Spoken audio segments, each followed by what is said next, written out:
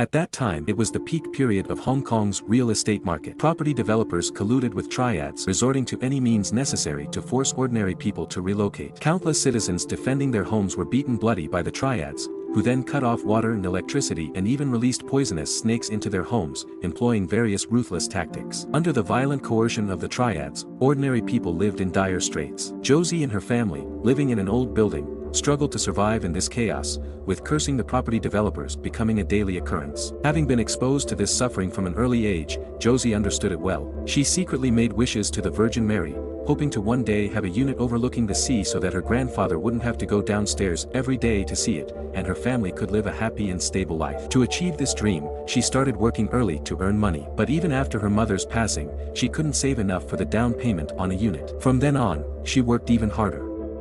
Josie worked as a telephonist in a bank during the day, tirelessly making calls to promote financial products. At night, she took on another job as a salesperson in a mall. While her colleagues would use their extra earnings to enjoy themselves, Josie would save hers to pay for the down payment on a unit. After many years of hard work, she finally mustered the courage to come here to view properties. With the recommendation of the real estate agency, she quickly found a satisfactory unit in a development called Victoria No. 1. The unit wasn't large, but the price was exorbitant, and the owner refused to negotiate. The agent tried to introduce her to other cheaper units, but Josie didn't want any unit that didn't have a view of the sea. Although the unit was excellent, Josie's money was still not enough, and she had no other temporary options. Soon after, her father fell ill and couldn't stop coughing. The doctor told her that her father had contracted a severe lung disease due to working on a construction site, and he needed thoracotomy surgery and chemotherapy to fully recover. She wanted to ask if health insurance would cover it, but the insurance agent told her that her father had been diagnosed with the disease 6 years ago, but Josie hadn't declared it when she added him to the insurance. In other words, the insurance company wouldn't reimburse him. Josie was at a loss when she heard this. She turned to her boyfriend, wanting to borrow $100,000 from him for her father's treatment, but he refused, citing various reasons. Now, she could only use the down payment for buying the unit. Seeing her father in despair made Josie very angry. Originally, she didn't need to touch the down payment for buying the unit, but because her father had concealed his illness from her, all the money spent on his health insurance premiums was in vain. She wanted to ask the bank manager to help her get a loan, but her conditions were very poor, and the manager said it was impossible to approve the loan. She was now completely desperate. One night, her father's lung disease worsened, and his breathing became very difficult. Josie quickly took out the ventilator, about to put it on her father, but then she suddenly stopped. Her father desperately grabbed her clothes, but Josie remained indifferent. After struggling for a few minutes, her father soon stopped breathing. Although Josie was deeply saddened, she didn't think much about it because of her desire to buy the unit. At this moment, the insurance she purchased also came in handy. After providing her father's death certificate, she unexpectedly received a compensation of 2 million Hong Kong dollars. Josie was very happy and immediately called the real estate agent to buy the unit. However, a few days later, when she hurriedly arrived at the property to sign the contract with the owner, the agent said the owner had changed their mind and refused to sell, preferring to forfeit the deposit. Just as they finished speaking, the owner couple came out. Josie tried to persuade the owner to stay, but they left without even looking back. After they left, she felt dizzy. She had almost sacrificed everything to buy the unit, even her father. At this rate, she realized she would never be able to buy the house she wanted, and her dream of many years was shattered in an instant.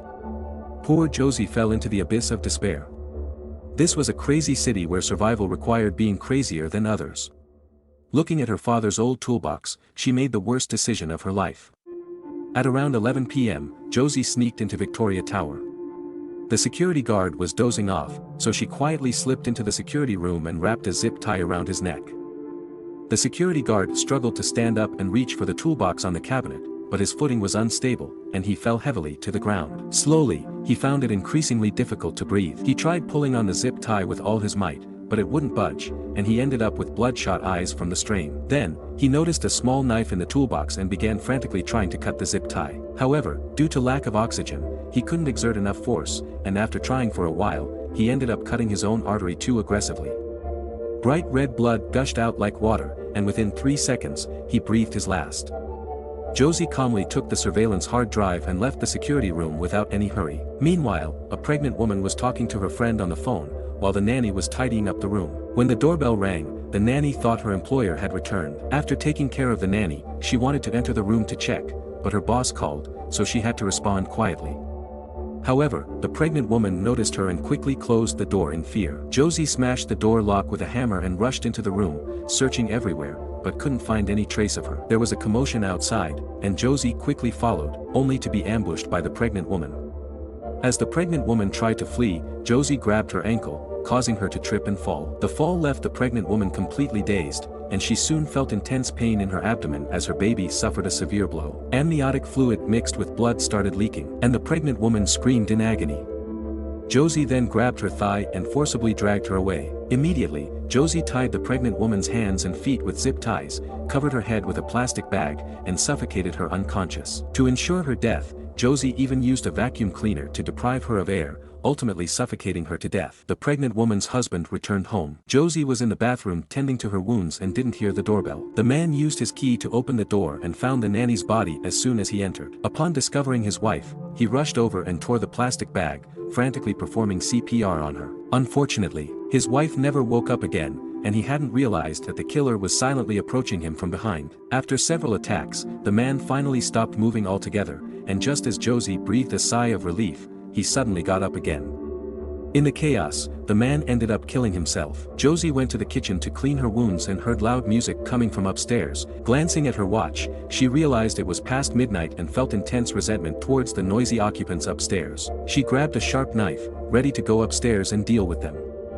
Upstairs lived a few decadent young people who were partying with prostitutes. Several hours later, one of them was about to leave, but to his horror, he was suddenly stabbed in the stomach.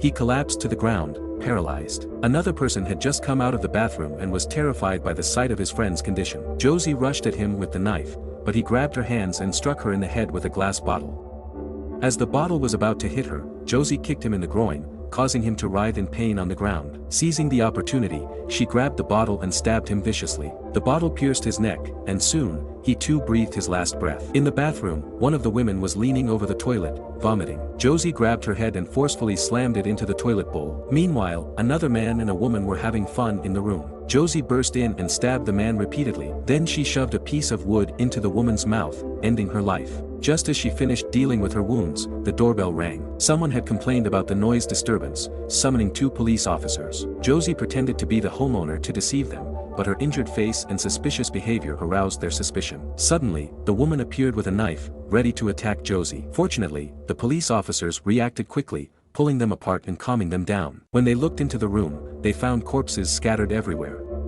In the blink of an eye, both the woman and the old policeman were dead. Though the young policeman was severely injured, he was still alive. Without hesitation, Josie shot him in the head, ending his life.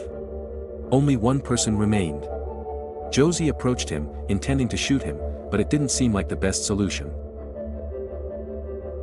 To avoid potential trouble, she placed the gun in the man's hand and forcibly stuffed it into his mouth. Thus, Josie spent the night killing 11 people, causing a sensational case in Hong Kong. The next day, Josie went to work as usual, as if nothing had happened. Shortly afterward, the real estate agent called, saying the owner suddenly wanted to sell the house again, dropping the price from the original $5.2 million to $4.9 million. Josie said she would only consider buying if the price dropped to $3.9 million, otherwise, there was no need to negotiate. It turned out Josie's purpose for the killings was to turn Victoria into a haunted place, thus lowering the price. Soon enough, her plan succeeded, and she bought the Seaview unit at a low price. Looking at the beautiful sea outside the window, she was ecstatic.